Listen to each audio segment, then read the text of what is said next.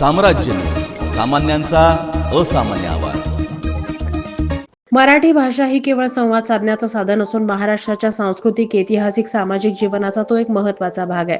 सध्या सर्वत्र इंग्रजी भाषेचे लोण पसरलं असलं तरी जागतिक पातळीवर ती ज्ञानभाषा आहे. मात्र आपल्या प्रेम, भावना, आनंद, दुःख, प्रसन्नता, निराशा, विश्वास या भावना व्यक्त करायच्या असल्यास मातृभाषेद्वारे ते अधिक प्रभावीपणे प्रकट करता येतात. आणि म्हणूनच मातृभाषेचा सन्मान करणं आपलं आद्य कर्तव्य आहे, असं प्रतिपादन प्रथम वर्ष अभियांत्रिकीचे विभाग प्रमुख डॉक्टर यशपाल खेडकर यांनी केलंय.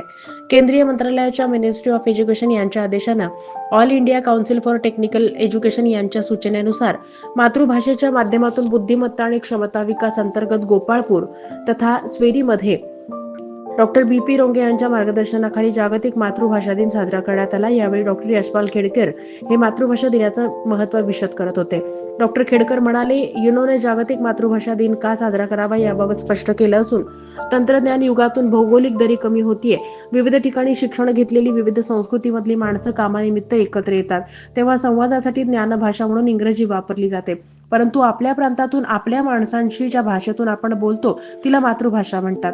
कोसावर बोलीभाषा बदलते. विविध देश, विविध राज्य, विविध प्रांतांमध्ये डोकावलं तर त्या भागातले कोणते लोक कशी भाषा वापरतात यावरून त्यांची मातृभाषा ओळखता येते. यासाठी बहुभाषांना प्रोत्साहन देण्यासाठी मातृभाषा दिन साजरे करतात असं सांगून त्यांनी मातृभाषेसंदर्भात अनेक उदाहरणं दिली.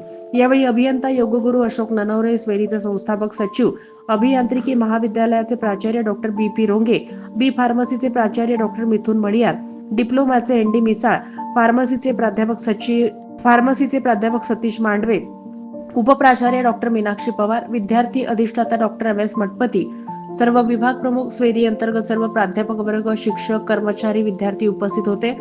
डॉक्टर नीता कुलकर्णी यांनी सूत्रसंचालन आणि आभार मानले.